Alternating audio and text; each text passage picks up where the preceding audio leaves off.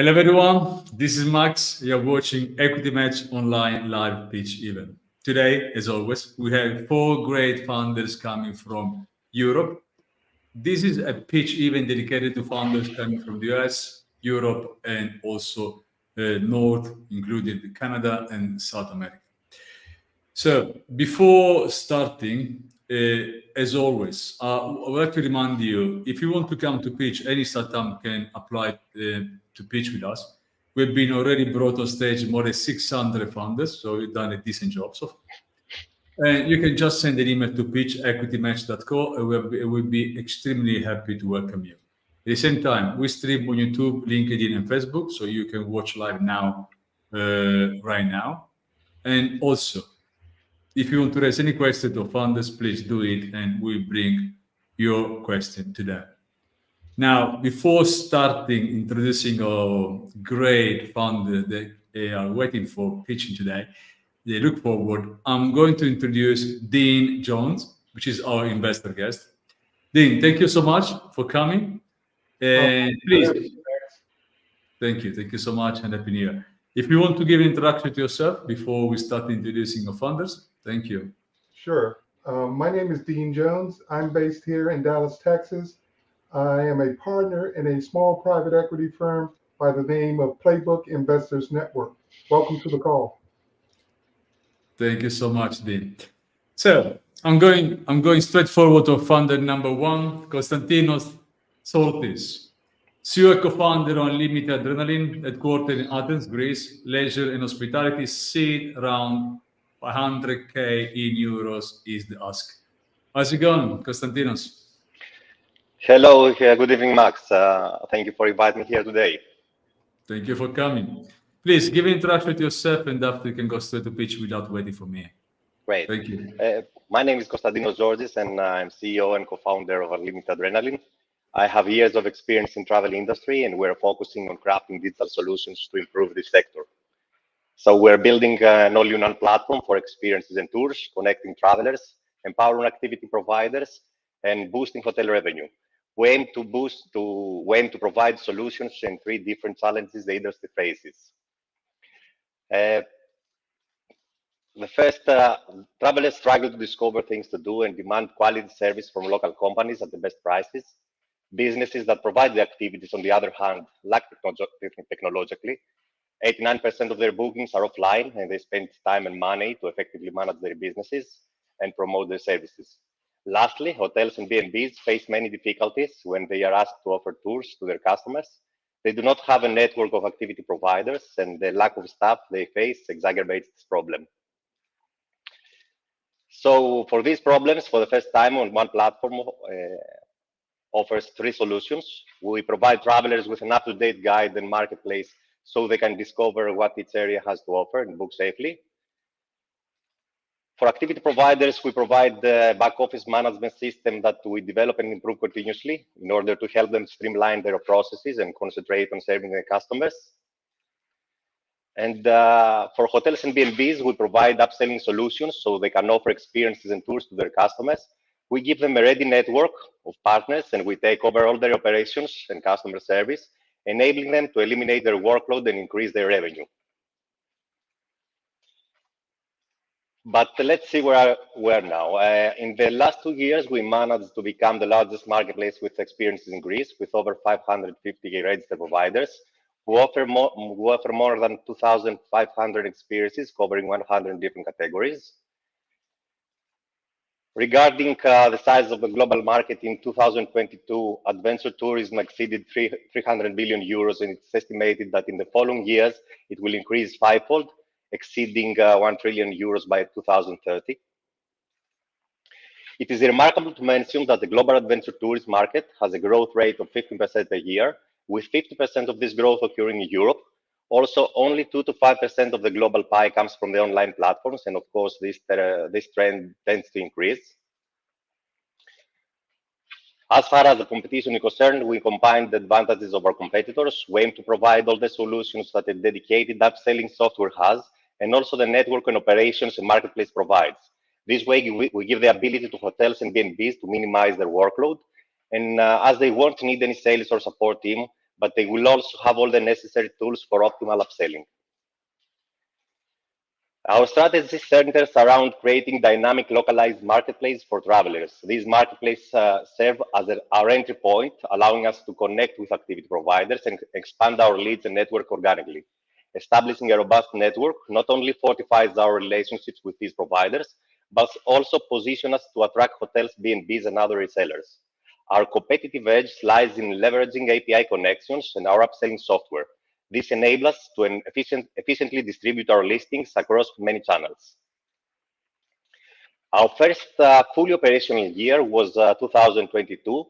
Since today we have exceeded $500,000 in GMV and 170,000 euro in revenue. We already have over 2,000 bookings and 5,000 satisfied customers. The remarkable thing is that all this came about with zero advertising budget, as we have over 500,000 unique users who came 92% organically. As I mentioned, we already have 550 registered providers and over 80 hotels and resellers. Our main revenue comes from B2C bookings so far, as we charge 17 to 20% per booking through our marketplace. Last year, we launched our upselling software dedicated to hotels, so we are also developing a B2B2C revenue stream, and soon we will have subscription premium services for our providers and hoteliers. Statistically, each room of a hotel generates for us approximately 80 euro per season, and our goal with the proper funding is to have 1,000 hotels and 50,000 rooms until 2027 to reach 6 million euro in revenue. We're a team of 5 people now. Our team is made up of people with skills and expertise in different fields. We all love what we do, and we're constantly developing our expertise as the project develops. We all know how hard it is for a startup to succeed, but we stand out for our dedication, our discipline, and persistence. Till now, we're bootstrapped. We already have the network and the product, so we're seeking for a seed investment of 500,000 euro to fuel our growth over the next 18 months. Our goal is to solidify our presence in the Greek market and strategically position ourselves to expand into new additional markets next year. Thank you for listening to me, and I will be happy to answer any questions. Thank you, Konstantinos. I leave any question to Dean. Good afternoon, sir. You mentioned in your presentation that a significant portion of the adventure tourism industry lacks digitalization. What is your plan to stay ahead of the competition and make sure that you're part of the solution going forward? Basically, this field is fragmenting right now. You know, there are platforms that provide the back office management system for activity providers. There are other platforms that provide upselling solutions for hotels and marketplace. But there isn't any company right now to combine all these features in one platform. So basically, make activity providers digitalize their services. It's for example, there are software for hotels with upselling features, but the hotelier must invite the activity provider, and the activity provider must upload their products, and this is keep them updated, and this is a struggle. So if you have one dashboard, one back office for hotels, for marketplaces, and for your own business, this is a very, very useful feature to make this sector digitalized. Okay. In your deck, you mentioned about as you grow, right? And as you grow and scaling operations without compromising quality or customer service will be a challenge for you. Investment in the technology and a strong team, as you outline in your deck, will be key. So what are some of the key systems you identified and some of the potential strategic partners you identified to help you along your journey? Firstly, we're starting from Greece. Greece is known for travel industry. It's our heavy industry, and we aim to build a huge network around experiences and tours in Greece, and we see that has a very having a network has a great potential in partnerships, in big partnerships like resorts, hotels, big travel agencies. So this made us scale much faster. Giving all our network and now all our database in through API connections in hotels and travel agencies speed ups our growth. So yes, it is challenging to grow fast in different countries at the same time. That may take time, but it is sustainable, and it is much more effective that nowadays the businesses work the way they work now. So the existing tourism industry and solutions that are out there, what are you guys planning on to compete against them? Because they can strategically outspend you now because you're looking for dollars to get growth in your industry. How are you going to plan to stay ahead of the competition?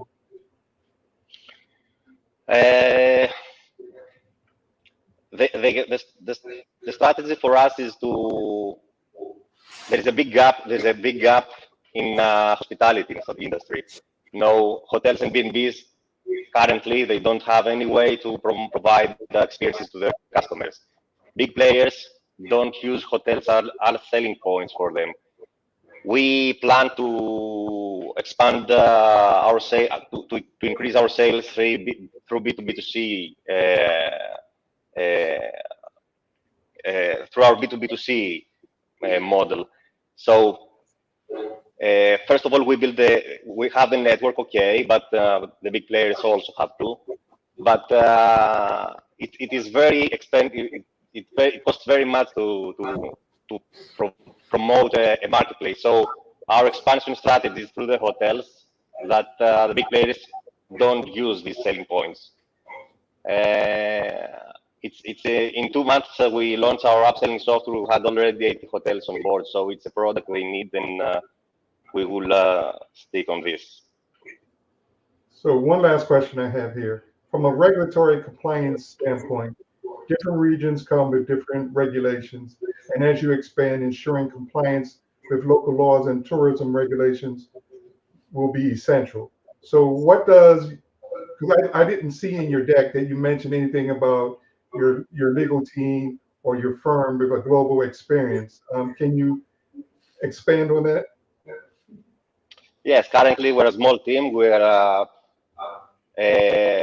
basically we're outsourcing our legal team. We don't have in-house legal team. That's why we're seeking for a seed investment in order to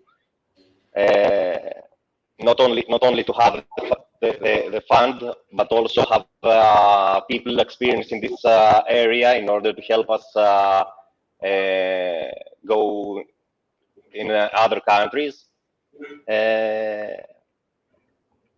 I think any startup that starts don't have a legal team in the beginning. So through advisors and if we're backed from the right people, surely we will have support in this. Thank you, sir. I appreciate it. Thank you very much. Thank you, Konstantinos. Thank you. I'm moving on second founder, Lawrence Hartman, Chief Strategy Officer of PixelFree Studio, Saarland, Germany. Software development, Series around 2 million in USD. How's it going, Lawrence? You're muted. Unmute yourself, please. Sorry about that. Yeah, no, thank you very much. We really appreciate the opportunity that Equity Match provides, and you yourself, Max, we really are very grateful. So thank you for this. Just to give you an idea, my name is Larry Hartman. I'm Chief Strategic Officer over at PixelFree Studio. I have a legal background. I'm a lawyer by trade, but I've been an entrepreneur for the past 25 years, and I was very excited when I found this opportunity in PixelFree. Here we go. we're accelerating web and app design from months to minutes. So we're essentially revolutionizing the industry. And how are we doing that? By automating the entire process. We empower users to go from design to native code in one simple click. And in the process, they get a chance to save up to 80% of time and costs on their project development. Now, why did we create PixelFree? PixelFree was born out of frustration. Basically, front-end development requires a tremendous amount of handwritten, tedious code that has to be deployed flawlessly across platforms, and it's frequently prone to errors. Moreover, it's very difficult to find good programmers, and the ones you can find are ridiculously expensive. Our solution, a one-click code generator. So what do? Basically, you would design just as you would using Adobe or Figma, and then you'd simply, instead of hiring a team of programmers, you'd simply click our export icon, and we produce human-readable, production-ready, native code in over 8 languages right now, and we keep adding more. These programming languages include Vue, React, Angular, as well as the traditional HTML, etc. And after why is this so important that we produce human-readable, production-ready code? Because you own the code. It's your intellectual property, and you deserve to keep it. This is how we perform to our major competitors. Figma and Adobe are who our major competitors would be in the design space, but they don't offer any type of code generation. There are no-code solutions out there, what we like to call the Wix-like companies. But the problem with them is they limit you to libraries and frameworks, and also they don't provide you with human-readable code, which is a huge competitive advantage on our behalf. Here's our business model. Basically, we're a SaaS business model.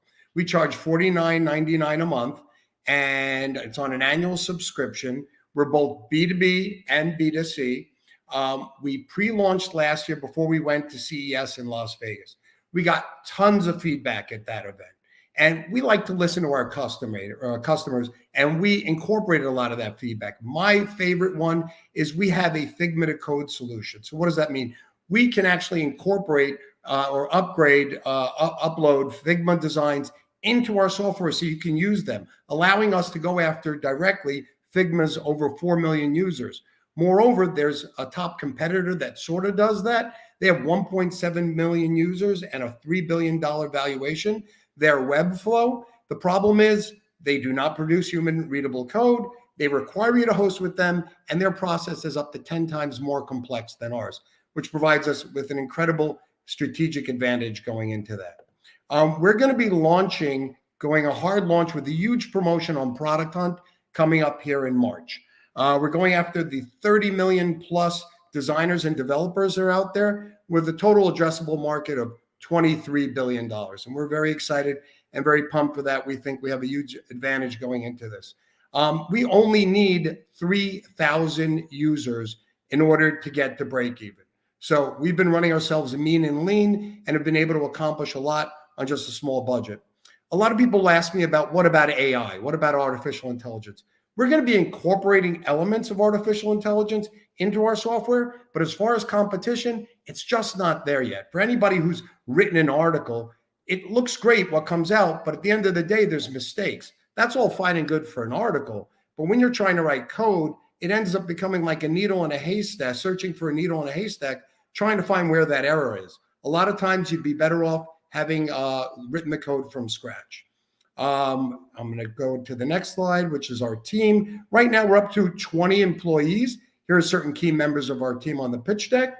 Here's our board of advisors. They're from a huge breadth of the marketplace, a lot of experience that's helping consult with us. Our projections are that over the course of the next several years, we're going to be up in the tens of millions of dollars in revenue. And one key feature is we're located in the Eurotech hub of Saarland. Now, Saarland has over 12 tech universities. Quietly, people don't know about it, but it enables us to hire and retain top quality talent, and it provides another huge strategic advantage for our company. This past week, we got great news. We're at the final round of getting a European Innovation Council grant, which would be for several million euros if we get it, and it would be non-dilutive as a grant. We've raised $2 million to date, and we're looking to raise another $2 million on a valuation of $15 million. Thank you very much. Thank you so much, Larry. Dean, please. Sure. So you just mentioned that you had applied for the Euros grant. Can you put a little bit more on that? Because I didn't understand what the true value of that was for your business when you're trying to grow it here first in the U.S. Right. Okay. Yeah. So we're going after the entire world market, but this European Innovation Grant, we're located in Germany, and Europe has this this very unique kind of sort of incubator program. We have been going on in this process for over 8 months. We've made it to the final round. If we get this, and we're pitching for this on February 1st up in Brussels. And if we get this grant, we'll get a $2.5 million euro grant. On top of that, we would be eligible the following year for a €2.5 million investment, followed by another €2.5 million co-investment that would be available in the third year. So this would go a long way towards us going to fully scale with our huge promotion and marketing budget that we'd like to apply, and enable us to attract a strategic investor who can appreciate the fact that we'll have this huge advantage in grant money that's non-dilutive to the company. So you didn't mention anything about your infrastructure. Can you explain, are you partnering with someone for the cloud storage or hosting capabilities, or are you guys doing your own thing here? Excellent question. So we use Google Cloud or GCP as our cloud service. Basically, in order to use our software, if you were to use Figma, for example, you always need to be connected to the internet. With our software, you download a UI design tool onto your local client, your local computer. You can then produce whatever you want. You do not need to be attached to the web, to the internet, unless and until you want to produce your native code. Once you do, you click, it hits us in the cloud, we ping back your code in seconds, and you get it back to you. That's a huge competitive advantage for us on the financial perspective, because it only costs us pennies per conversion, whereas a Figma would have huge cloud costs because clients need to be connected on a regular basis.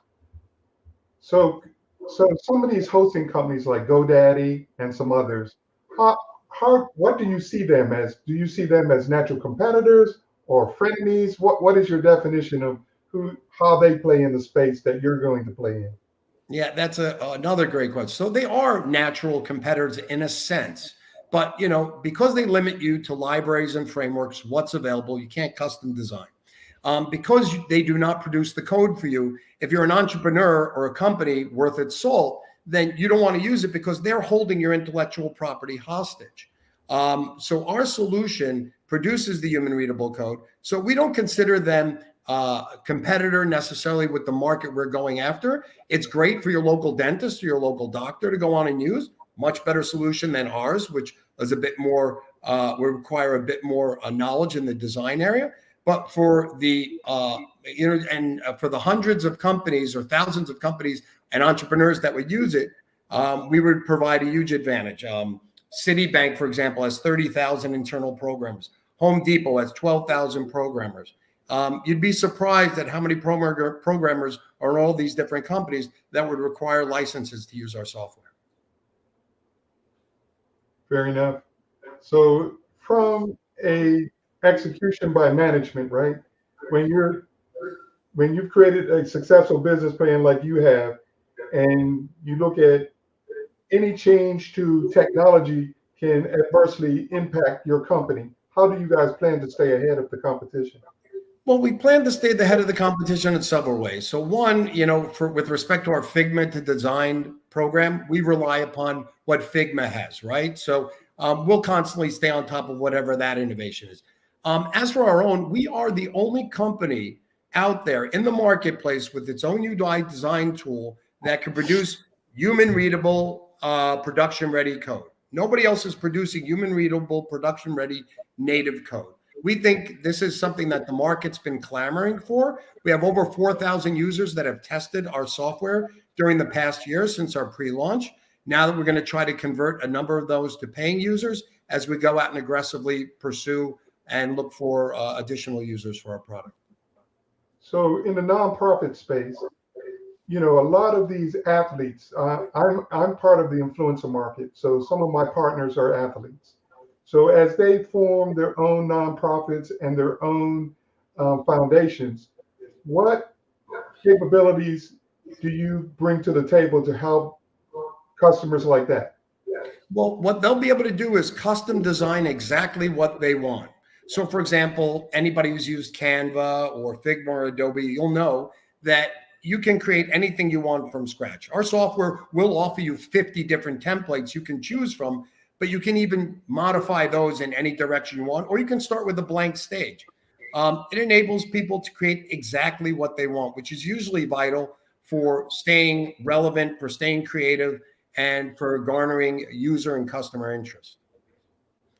With companies like Microsoft and AWS and Google itself driving people towards zero code and understanding code, what are you doing to kind of offset that as you grow your company?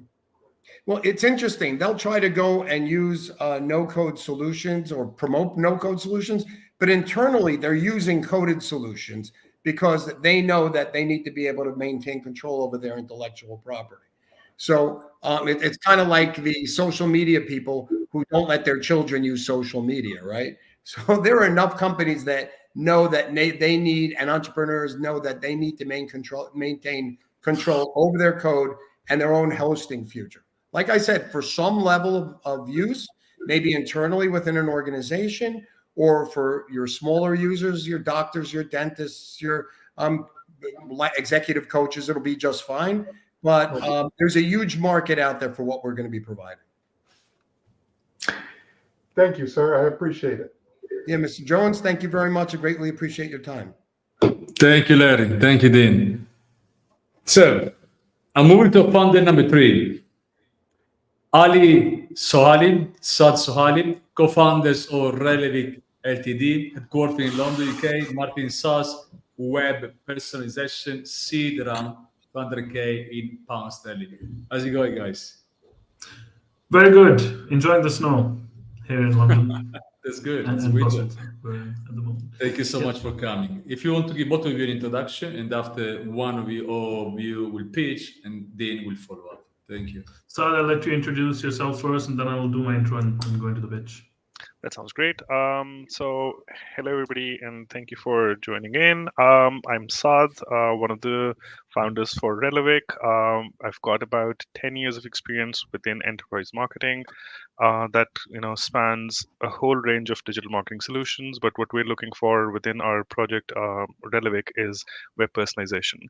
I'll let Ali take on his introduction and then also introduce the company. As you might have guessed from our surname, we are brothers in life and in this company, Relevic. This is my third startup as a co-founder. I've had 2 of these adventures before. One had a small exit, the other was full of lessons and was put to rest. I am a consultant in agile transformation, culture change by day, and I'm a co-founder in Relevic on the side, and we're bootstrapping at the moment. So let me jump straight into what Relevic is. For us to be able to understand why we're doing what we're doing, let me paint a picture of how AI is revolutionizing everything. From personal feeds to now personalized search, we're truly entering the age of personalization. Everything on the internet is personalized to you, the user, except business websites. And business websites are still the majority of the internet, and they are still pushing out, broadly speaking, static content that is not that's painting a broad picture and it's trying to target every user from different parts of the world, different needs, and that's clearly not working, which is seen by bounce rates, which are as high as 45 to 60% for websites, and even the paid ad bounce rates are in the 45 to 50% range. So that means a lot of marketing spend, effort, and sweat and tears are lost, and they just don't see the light of day when it comes to the consumers they're looking to target. What this also means is many businesses are practically losing out money on the table because all their campaigns, their landing pages are not converting what they could. The solution we have is Relevic, which is a SaaS solution for web personalization. What that basically means is with Relevic, you can, as a business owner, set up multiple parallel live versions of your native website. And depending on the rule engine or the criteria you set, a different version of your website is served to a different audience. And this is especially relevant now, given AI-based content generation tools. Content is becoming cheaper and cheaper. So the impediment is not in creating content, but deploying content. And that's where Relevic comes in.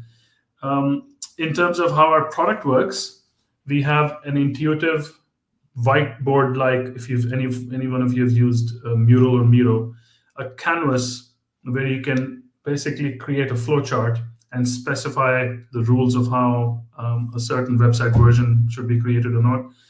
And to create website versions, we have a Webflow style web editor, which takes the current version of your website, loads up all the assets and content, and then you can play with the website to see, to create version A, B, C, and so on. That's essentially what the product does. And the way we are positioned is, let me take you to the competitor slide. Relevic is taking the enterprise-grade web personalization capabilities to the SME market, to the mass market, basically. And as Saad mentioned in his introduction, he has been in the corporate web personalization space for about 10 years, marketing and web personalization space for about 10 years. So we're bringing real inside marketing practitioner knowledge and know-how in working with these enterprise-grade solutions and bringing that capability to the SME and to the mass market in general. In terms of the market size available, these figures are pre-ChatGPT or pre-AI revolution, and these are bound to go up. We are looking at a total market size of 5.7 billion plus by 2030. Web personalization itself as an industry only kicked off about 5 or so years ago. And in the last few months of us developing the product and coming to market, 1 or 2 other competitors have also popped up. So this is definitely a growing space that we're playing in.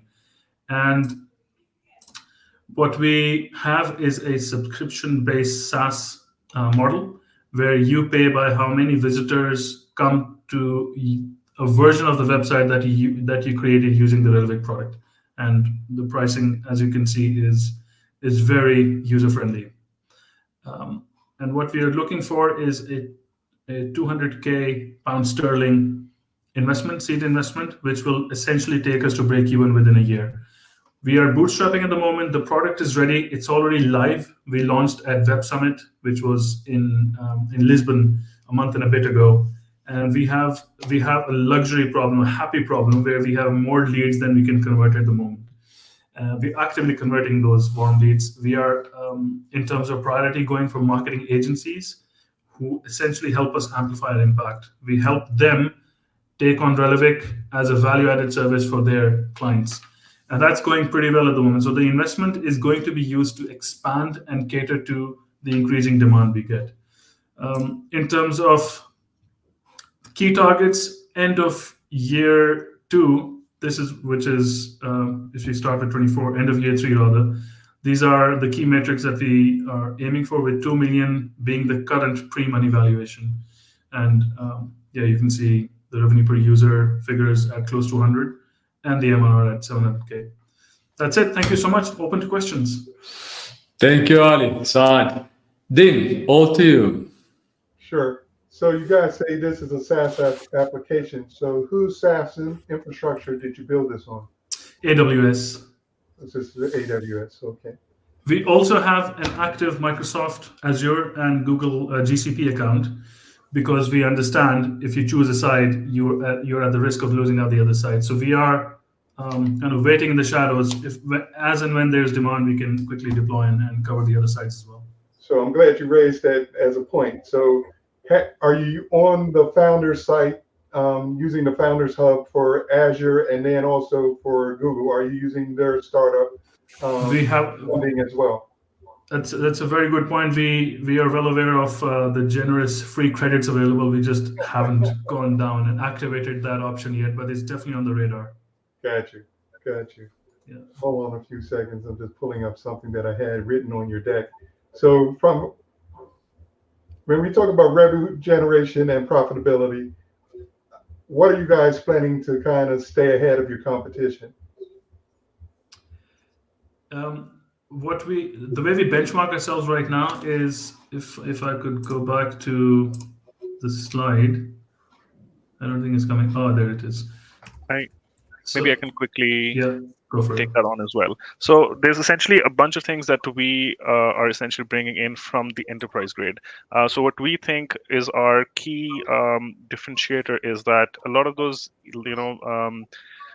ease of life features that we have. For example, what Ali also described was the canvas, which is a whiteboard sort of space where you can like build logic in a very intuitive manner. We see that in the space that we're operating in, which is the SME low price segment, which is aiming to scale, have a large scale of customers.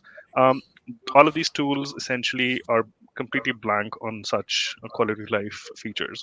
So that's one of the key features, one of the key qualities that differentiates us. So this is essentially an enterprise or a high value feature that we're bringing to the lower market, and not just that, but also like bringing in DALL-E 3 image generation, for example. That's something that, because we're at a smaller scale, we're more nimble versus Adobe Target, for example, which is one of the Adobe products for personalization, or Marketo. They're not able to deploy AI, for example, at that speed as we are, because we're, again, lower cost base, lower structural costs that we have to incur as well. So we're just keeping abreast with all the changes and bringing all of those features down and making them available. So what we've also done, Dean, to add on that, is we've cherry picked the best features from free products. So in terms of content generation, we've taken inspiration from Canva. And in terms of web editor, we've basically recreated a version of Webflow that works for website version creation. For AI content creation, Saad already mentioned DALL-E. And a feature that we have, which none of our competitors has, even at the enterprise grade, is this visual user journey canvas. In the other tools, you can create versions, and you can put in the rule engine to have a version A, B, or C. But in our tool, you can, as a marketer, actually design the journey you want to offer to your customer, and one user can see multiple versions depending on the route he or she takes on the website. And that feature is nowhere present in the other tools. So as I see your tool, right, as I see your solution, I look at the SME market and the nonprofit market and the event planning market. I didn't see that on any of your decks. So kind of explain where you guys are focused and how you plan to generate revenue going forward. So because we're sort of resource strapped essentially in terms of the hours that we're able to put in, what we're trying to really lean on is digital agencies, so marketing agencies, because we sort of see that that's going to again amplify a lot of our effort. But you're absolutely right in terms of the NGO sector, the SME, and the event sector. All of these are very natural ones that we, and I believe, I think there's valid feedback. We should probably mention this in our deck as well. So we will eventually do that. And And marketing agencies. Oh, sorry. Yes, sorry. No, what I was saying, that you guys have those three main tech companies as your industry partners, and there's an opportunity, I feel, from what I know, is that you should look at a natural fit for partnerships in the way that you can go to market or co-sell with them, because you give them an entry into their own customers that are in the same space that you're chasing. Okay. That is, you mean AWS, Google, and Microsoft. Exactly. Those are the three top cloud providers in the world. And then all the major SIs are their partners. So imagine if you guys have 3 salespeople working for you right now, how exponentially you could grow globally, right? Because that's your aim here. How fast you could grow. Because when I look at it from an investment standpoint, I'm looking for you to pay me back my money fast. And I need to see pathways to getting that. And what I'm not seeing and I'm not hearing is that, right? So that concerns me. But I know you guys, with your background and who you're partnered with, can get there fast and get there Mhm. in a very good way. That's you made our day with that piece of feedback. We'll definitely follow up on that. But that's all I have for you guys. I mean, this is, hey, you guys must be on solid ground because this is the second pitch in your space Yes. that I've heard since I've been doing this for the last 6 weeks. So you're in good space, my friend. Okay, brilliant.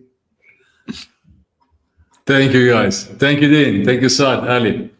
Thank you. I'll move to our last funder, of course, not the least. And after we bring all our funders back, Annika Lukner, co-founder of Naviteel, headquartered in Tartu, Estonia, SaaS, e-commerce, retail, pre-seed, 400K in euros. How's it going, Annika? Thank you. Doing fine. It's getting late here as well. And probably I'm most Nordic out of all of us here. A lot of snow. But yeah, my name is Annika, and my personal background, I would say that I have worked 10 plus years in different sales roles, starting from science and research, and then moving to clinical laboratory diagnostics. And now I'm trying to get this startup started. So we are a company Naviteel, and we provide a software solution that we are trying to develop sort of Google for physical stores. From the shopper's point of view, nowadays stores are filled with wide variety of different products. And that means a lot of time and shelves to go through. And if you don't find what you're looking for, then you rather leave the store without even purchasing anything. In the research, it has been found that up to 40% shoppers actually fail to find at least one item on each shopping trip. These unlocatable products will result to the retailer up to 5% revenue loss each year. And also, retailers usually have quite a bit of information on the behavior of online shoppers, but no idea what is the intentions of the shopper in the real physical store. That's why Naviteel will provide a complete indoor navigation solution that can be easily integrated into the retailer's own app. With our solution, shoppers can easily find the products they are searching for because Naviteel's application algorithm will calculate the most optimal path to the product they have been searching for. And on the retailer side, they are able to uncover the shopper's intent in the shop. They are also able to make additional promotions and offers along the journey, making it easy to sell more, and in addition, gain valuable insights into the in-store customer behavior analytics, what we are collecting. We target mostly medium-sized, large-sized retail chains, big stores, of course, in first row because they are usually anyway quite difficult to navigate, and there our solution will be really helpful. Change because they usually also have a large store network in place, which enables us to capture a wide audience.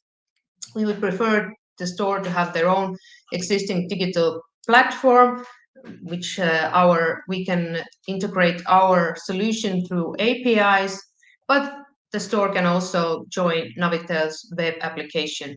Our focus will be grocery, hardware, and drugstores. If you look at our competitors, then what makes us different is that we are completely independent of any hardware. Our solution works on regular mobile phones. The customer will scan the nearest product barcode or QR code, and that will position them on the store map. And also we are specifically focusing on retail sector, and that would enable us to have new business areas and also increase customer lifetime value. The market we have estimated, if we consider first of all hardware and grocery stores in EU, would be around 240 million euros, where our product can be applied. Our business model is a subscription-based service. It can be either monthly based or even we can calculate year-based service for the store. And each store's fee will be calculated specifically for them based on the store metrics. We currently have existing working MVP, which we have tested with real data in 2 Estonian grocery shops, Selver. And now we are negotiating with another Baltic grocery chain, Rimi Baltic store chain, to have a longer term pilot with them. And after that, hopefully continue on to get them as a real customer. And as you can see, we have a lot of plans to further develop our application, to add new features, and definitely to increase our revenue in the future. We have a small team of sales and technical skills combined. Me then personally, yes, coming with a long sales background, and my co-founder Alexandros has had a lot of experience in participating in different software development programs. And we are currently seeking pre-seed funding, 400,000 euros, and mainly it would go developing our app further and especially building our sales team to start acquiring first paying customers. So if you find this interesting, we can have a chat. Thank you so much. Thank you, Annika. Dean, please. Sure. So this is one of my favorite topics. I used to be part of the Walmart team at Microsoft and several of the larger food companies. So I'm kind of passionate. So I have several questions for you around your technology. So you're saying that you don't require a lot of hardware. So how are you doing this without like RFID tags or some type of wireless infrastructure or some type of beacon that enables you to create the indoor mapping solution that you're talking about here? Well, like I mentioned briefly in the presentation, the positioning happens when you scan with the mobile phone the nearest product in the nearest shelf that you have, barcode, QR code, and this will position you in the map. And we have mapped all the other shelves, all the other products in the shop. So then the algorithm can calculate where you want to go in the shop. Yes, this would mean that the shop's layout needs to be quite precise, yes. It has to actually match what we are getting, what the data we are getting, and that matches what is inside the store. But actually, with our current pilot preparations, I would say it is quite okay how they do it. Another thing, actually, what is maybe worth mentioning here in our region, in Europe, I'm not sure how it is in US, but these online stores, because there are those product pickers who are fulfilling those orders, especially the e-shop part, and the product sections are very well kind of maintained and organized because those workers need to find their products. So even this is always an option for us, like if we are not going to the full regular any customer kind of route, then it is always possible to go to this only online order picking site, because definitely this is something that the retailers want to kind of get it more optimized always. Okay, so that brings up another great question. So whose cloud infrastructure are you guys using, if any? Same, AWS so far, yes. Okay. Yeah. How long does it take you guys to map one store and to bring it fully online? Yeah, that's a good question. I would say it would take us more different pilots to see, because it depends a lot on what we are receiving from the store, how well they are organized. So that gives you your insight as to what you need to give them prior to setting up a store to make your time exceed expectations. One thing is that what we have seen that probably it's not a problem even to get the map in place, because there are a lot of other companies who are only doing whatever maps you want, whatever rooms. But I think what makes it a bit more difficult here is like how is the product placement matches the actual map. Putting the shelves that are screwed on the floor is one thing, but the moving parts are the products actually, what makes it a bit more tricky. Okay. So does your current solution map and sync to in-store, back-of-house, warehouse, and in-region warehouse or property inventory? We have not focused right now for any kind of warehousing. We right now, because our first idea was to provide solution for regular customers, so we are No, I get aiming that, right but now. in your presentation, you mentioned sales loss, right? So the only way I see that you help them is sometimes they forget they have stuff in the back, and they're not willing to go back and see for you. You know, it depends on how customer centric these stores are, right? And depending on who's on staff that day, they're not always willing to go back there and find the product to make sure that they don't lose a sale. So you may want to consider that as part of your API if you're looking at. Actually, it was on the table. I mean, we have so many ideas. We're just trying to get the first struggle to get the most simplest way working. Because yes, we actually had this idea that this could be a further development, and when the shelves are empty, that the customer can notify through our solution that this is missing. So again, yes, that the store won't kind of miss out on that sales. And in the AI space, do you plan to add cognitive service options to your solution? So like, I'll give you for an example. Say, I'm a big fan of Coleman's mustard, but finding it is like you never can tell when a place like Kroger or Walmart has it in stock, right? Because they always have a different shelf space for it. So how will your solution help them not to lose sales? That's where our initial also idea came from, personal experience, from a lot of people saying that that they do search for some items. Our main like long-term goal would be that we are that was exactly how we would work, that we are kind of real time providing the information that this store right now has this product, what you want. So in that sense, that we would be kind of independent. Right now we have to work with because we are depending on the store data, we have to work kind of under the store, like part of their solution. But if there's enough kind of companies who are like joined to our platform, then yes, that's how it would work, that it would even enable to tell that this store, which usually probably sells your product, but right now they are out of stock, so you are not wasting your time to even go there.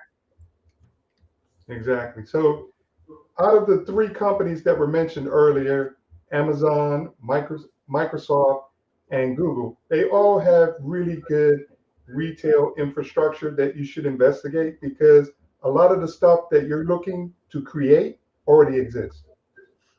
So it doesn't make sense creating it from scratch. So leverage their platforms that they've already built to give you that capability up front. Yeah, absolutely. Yeah, another question I have for you around, so in each one of these larger stores, these retail grocers especially, they have what they call optimum shelf space or floor space.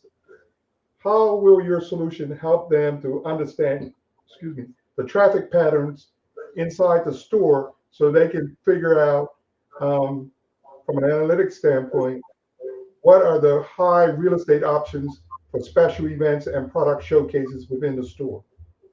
Yeah, this is definitely part of our solution. Even right now, we have this admin panel for the clients, and right now we are planning to show the heat maps of where people are creating those maps and which are the most visited parts of the store. So that would be a valuable information for the retailer. And along with that, we also provide information on what products were searched. So every searched product is collected. This data is collected. One other solution you may want to consider adding to your solution is loss prevention. So now with these stores, they're doing self-checkout. So, and that's becoming very popular, especially here in the US. So imagine they're losing a lot of goods because goods are walking out the door. People are taking. That's just natural, right? So if you can help these stores figure that out through your solution day one, that would be invaluable.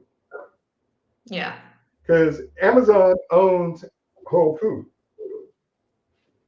And Walmart is one of Microsoft's largest customers globally.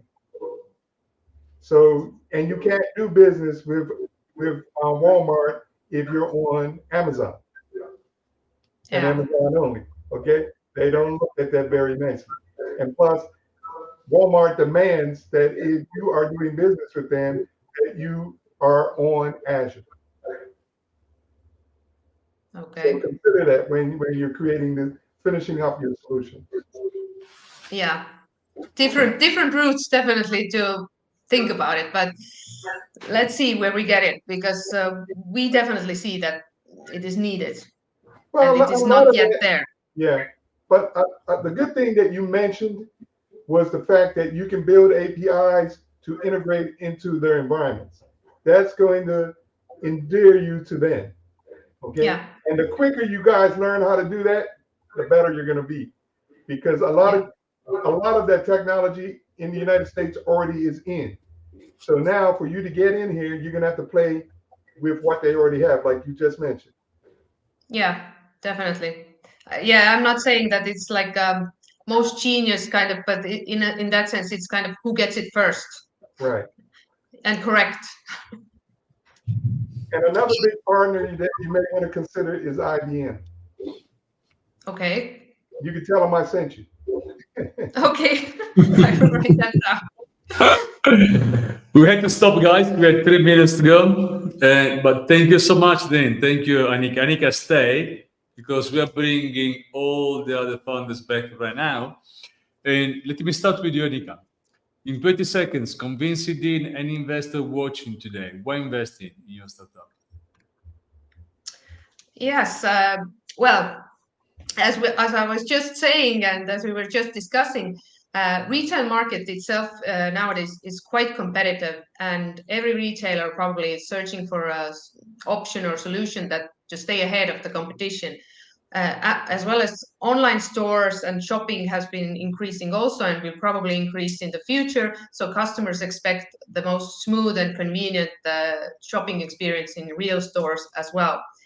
And I would like to say that we at Naviteel, we are very passionate of this idea and developing the solution that will be hopefully a game changer on how people are shopping in physical stores today.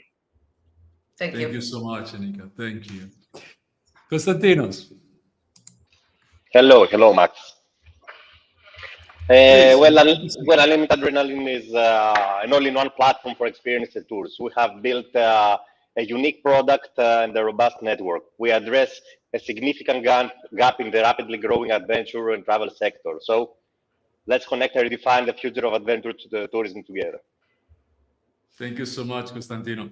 Ali, Saad. Yes, Relevic is a product that's already live with the product market fit that's validated, warm lead of customers coming in, a low cost base with a burn rate of less than $10,000 a month in a market that's growing, and AI will only revolutionize it. So it's a great opportunity for any investor to get in now and reap 10x and more rewards in a matter of less than a year. Thank you so much, Ali, Saad. Larry, you are the one who's going to close today, and Dean, we follow up with last feedback to you guys. Please, Larry. All right. Thank you very much. PixelFree Studio, we're automating front-end development. We're extremely scalable with very low variable costs, which means that as soon as we get a large number of customers, we're really just going to be a money printing machine. We've created a process that's extremely simple: design, export, deploy. It's that simple, and we're going to revolutionize the industry. Thank you. Thank you, Larry. Dean, as we finish, do you want to give any more feedback, some advice to funders before we are a few seconds on the closing? Sure. So today, uniquely, all of your pitches that I listen to are venture scale, which is great if you're looking for money. and especially in the VC space, right? All I will say is keep the faith and keep developing. Thank you so much, Dean. Dean, Annika, Ali, Saad, Larry, and Konstantinos, thank you so much for coming. I enjoyed so much, and I'm sure all the audience did as well as Dean did.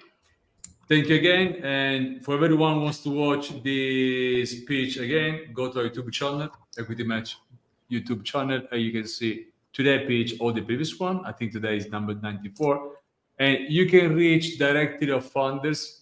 You don't need to come to us. We don't charge any success fee. So we give all the details. You can reach directly to them, or of course, you can come to us. We are more than happy to work introducing them to you.